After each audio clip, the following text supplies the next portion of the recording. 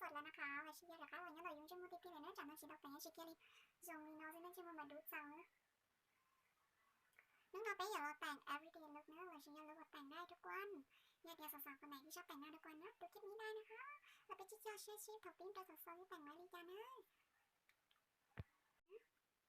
สักขาตัวน่ะน้องเราทาชิตัวอย่างเราทาปกติเสื้อน้องเราเปลี่ยนชิตัวน่ะอันนี้จะเล่นเป็นอย่างตัวเราทาตัวไหมแตะเข้าไปนะแตะเข้าไปเดี๋ยวขอมองกระจกแป๊บนึงนะจีมองกล้องได้เพื่อนนี่เดี๋ยวจะกูจิงเจี๊ยได้ลีแล้วนะจีย้อนได้จ้ะนะกูมองกระจกแป๊บนึงนะแต่กูจีต้องเจี๊ยนี่นะถ้าจีนี่มองลูกเราได้รู้ฟองน้ำชุบน้ำนะฟองน้ำชุบน้ำจีชุบน้ำก่อนหมาดๆแล้วก็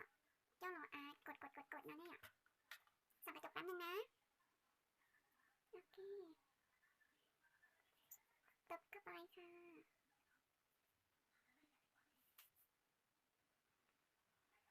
กูใช้เอียนะกูจะใช้แม่นะกูใช้อีฟเลยนะnó đi nó hơi tông vì nóพ่อจะnó cũng phải lại cũng phải lì được raแต่กูลองพื้นตานะมานี่แกจะnó cũng phải lì là nó như là sai hảจะnó คลื่นแบบ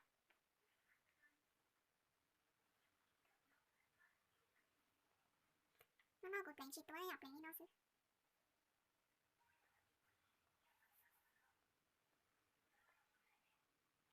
ơi có món à lúc món đó mà nón hay xẻ nhọn nhé ok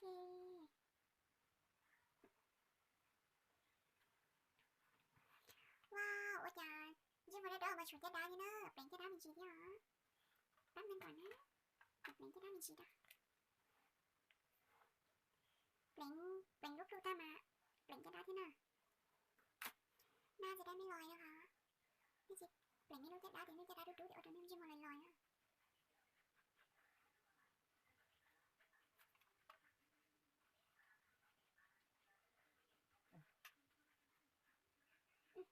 นี่ก็ซื้อกูไล่มาได้เนาะโอเคยังฉันว่าเจนชิมให้จะได้อย่างนะเสมอกันแล้วนะนี่เจนสีนี้กูจะฉีดมากูจะใช้ลิปน้อยอ่ะเอามาแต้มที่แก้มกูเบ็ดแก้มนิดนึงนะทำมิ้นจีเสีย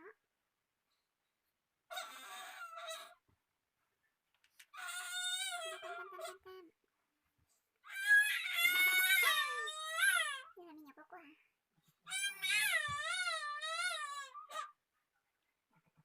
โอเคเป็นยังไงเหมือนแก้มละเลือดธรรมชาติแต่ฉันนอนก่อนนะผีว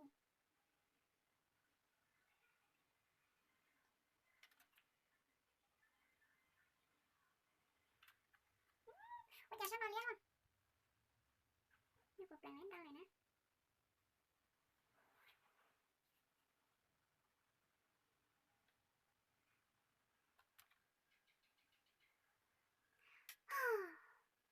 thông cầu liếm bóng mua sao là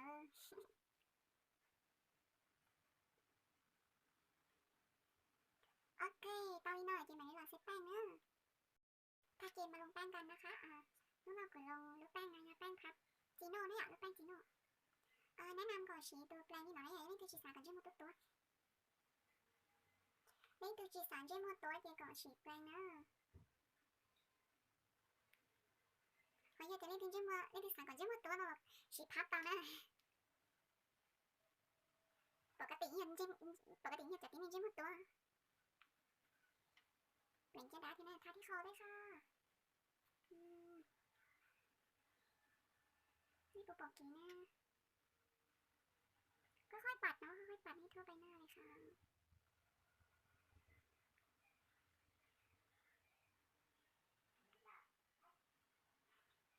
โอเคได้เจ๊เป๊ะมาเขียนคิ้วนะต่อไปมาเขียนคิ้วกันนะคะ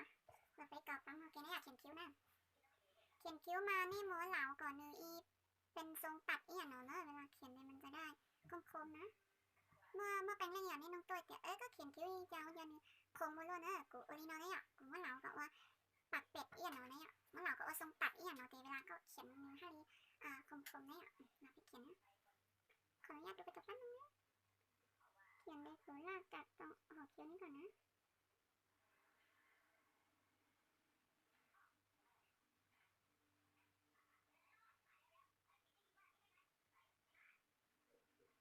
ก็ลากกับลายลูกโป่งหางคิ้วก่อนเนาะก็มาลากเดี๋ยวน้องเราเป็นหน้า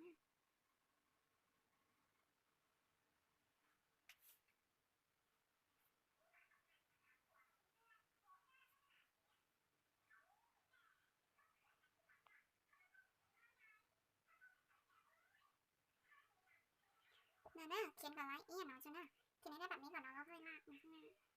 แต่ละคนมีวิธีเขียนคิ้วไม่เหมือนกันเนาะ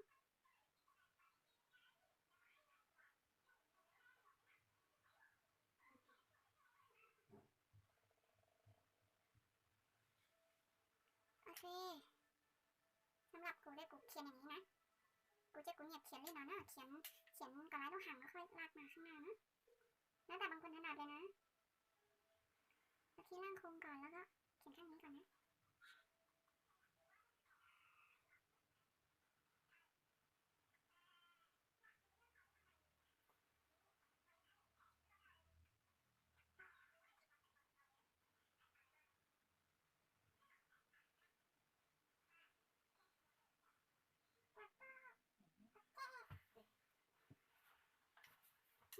ก็จีสไปก็เป็นคิดเองค่ะโอเคแล้วก็ลากมาข้างหน้าเหมือนเดิมนะแล้วแต่ไม่ถนัดนะไม่ได้ถนัดดิจ้าก็เขียนเลย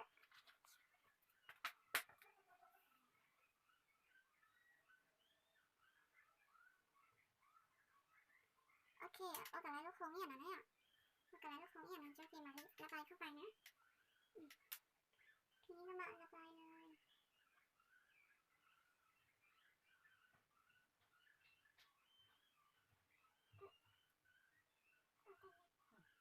พี่เหลือชิ้นไหนที่จะมองเลยเหลือชิ้นไหนที่จะมองเลยแต่นี่เนาะไปสิก็แต่ไปจุดชิ้นไหนสิล่ะ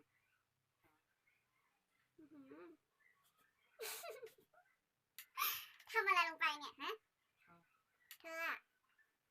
พ่อเหมือนไฟจะตายเลยอะโอเคนะได้ทรงคิ้วละระบายจากหางคิ้วตาเจมาลีฉีตัวปัดเนี่ยตัวปัดไปไหนมาลีฉีตัวปัดที่ไหนอะปัดที่หัวคิ้วน่ะปัดที่หัวคิ้วก็เลยใช้น้ำสิโอเคมาลีปัดอีอย่างเนอะcho nó vừa phải tua cho trong đủ cái thơ mà nếu mà chỉ bằng nơi thì phải chỉ tua nó bằng nơi thì phải tua để rút thầu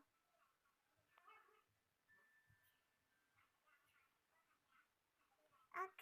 tao kêu là nói chẳng nó cứ phải tua cho trong tủ là xem ok lấy lại nè cho nó lấy xong kêu là cái nó lấy đăng mít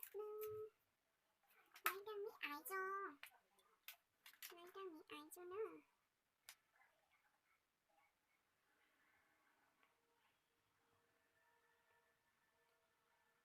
ồ lấy đăng mít ai nhưng mà tên nàyกูจะlấy đăng mít ai nó sẽ ra mặt tên này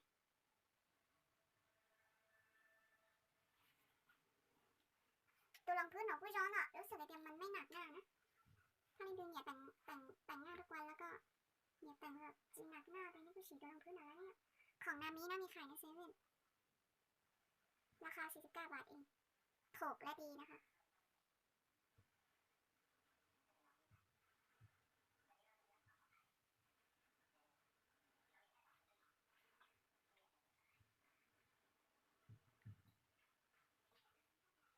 bây giờ cũng saoอีกmột chútดูจำฉันแต่น้องนั้นยังไม่ขึ้นเลยอ่ะ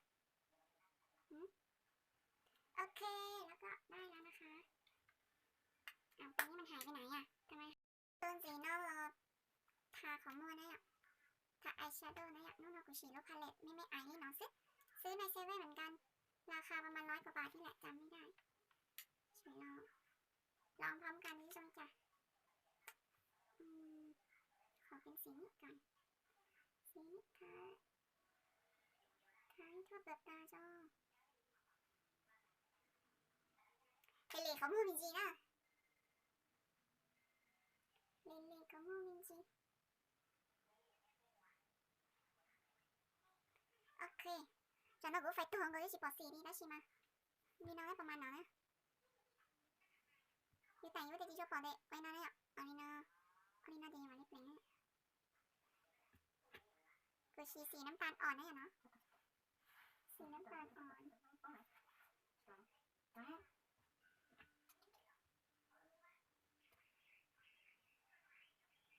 ั่นน่ะ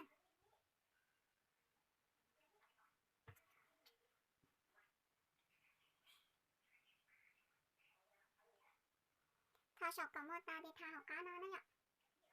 จากก้านอนจริงฮะระวังเดี๋ยวทิ่มตา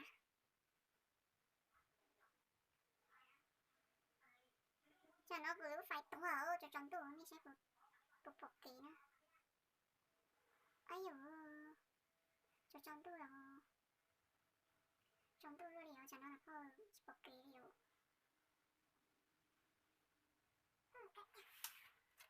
ấy dụ giờ chúng con rồi Độc quá. ต่อไปจะสีที่มือเข้มขึ้นนะสีที่มือเข้มขึ้น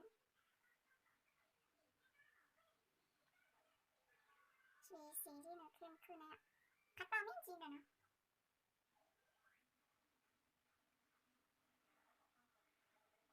เนี่ยจริงๆนะเนี่ยนี่นะเนี่ยโอเคเหมือนเดิมนะอีกข้อหกก้านเอาเนี้ยเป็นชาวบ้านจุดเป็นหางจริงๆนะประมาณนี้หน่อยสีอ่อนๆอีกหน่อยใช่ไหมแล้วแต่นะถ้าใครชอบหนาๆเราก็เพิ่มนะนี่แล้วชิมากุเดกุอันนี้เราซื้อไรนะเจกุมาได้สีว่าสีไปยิงอ่อนๆนะสีชมพูอ่อนๆถ้าเราทานแบบกลางตาเนาะ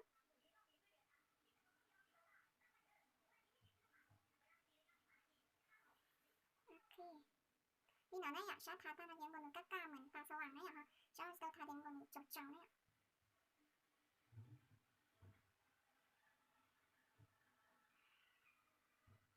โอเคแล้วเอาช้าอยู่อีกอย่างแล้วเอาช้าอยู่อีกอย่างที่กูจะรอไฮไลท์กูรู้หัวตาน้ำจี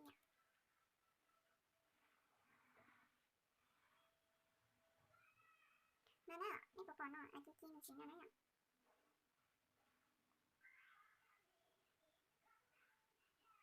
ดีนะเนี่ยไม่บอกว่าข้างนอกที่กูแปลงตาเต็มกันสว่างตัวชีวิตของมากาตัวเนี่ยชอบตัวนี้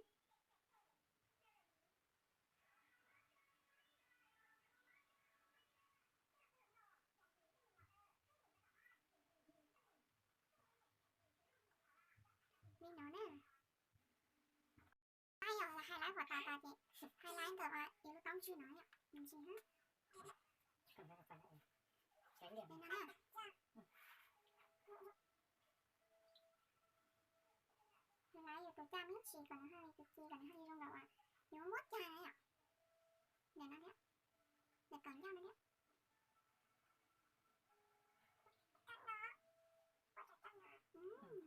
โอเคต้องนี่หน่อยนะเรื่องสีจะทาตัวอะไรนั่นเลยทาตัวอะไรนั่นเลย Không phải. Quay không? กูทาดีกูทานะนะตัวนี้เนี่ย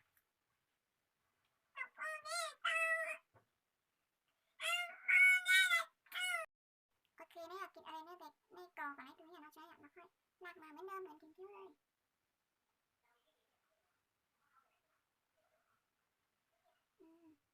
แล้วนี่นอนยังมาลิโถมนะฮะโอเคนี่นอนนะ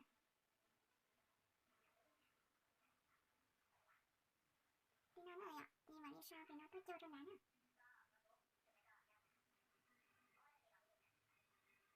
แต่นี่กันแต่ว่ายังไม่ชอบแบบเล่นๆเลย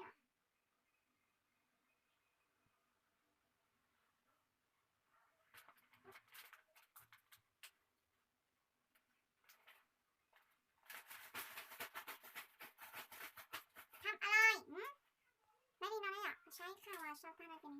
เจอนะจะเราก็รู้ไฟตู้จุดจงตู้โอชิปกิวโอเคแล้วนี่อะไรนะเด็กชอบชอบมาเที่ยว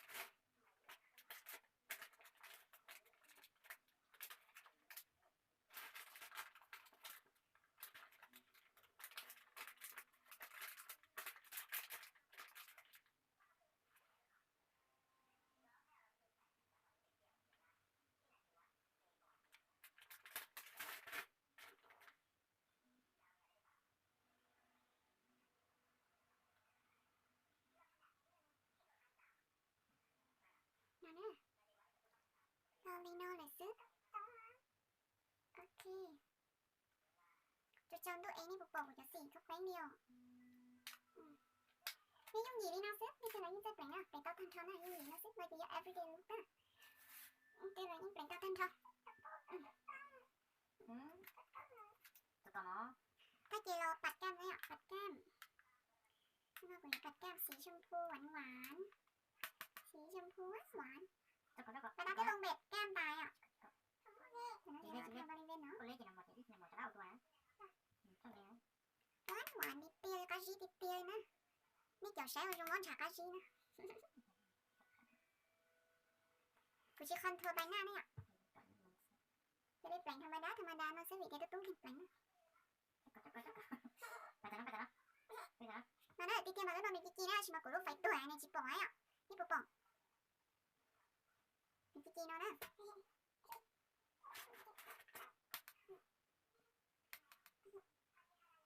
แล้วนอนมาในกิ๊กกี้เห็นไหมอ๋อเมลีนาซึเจต่อไปทาลิปนะทาลิปต่อไปดัดขนตาได้อ่ะดัดขนตาจ้า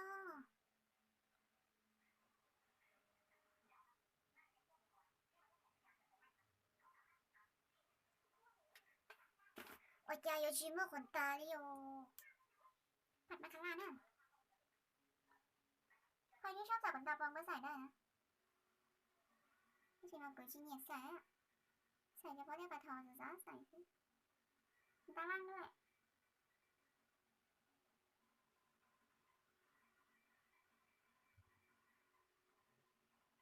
จะ相对来说呢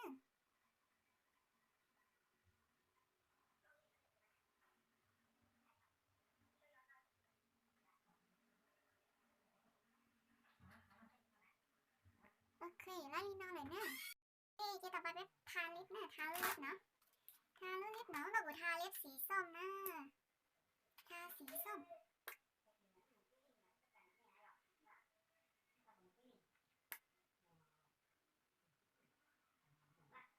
ทาไม่เต็มปากนะคะทาลิปเนาะจะใช้มือแตะทา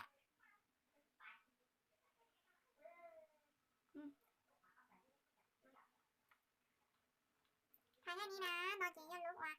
แต่งในส่วนน้องมีนะมีโนซึ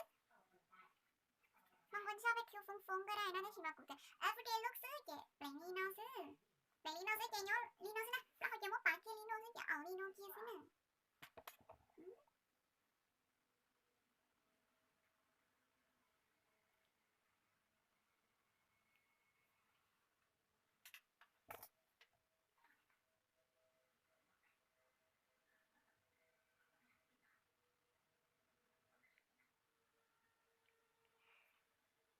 โจลิกาซื้อไม่ปุญญาอย่าเดี๋ยวเล่นพิญญานะเจ๊กูจะไปแต่งตามไว้เนอะ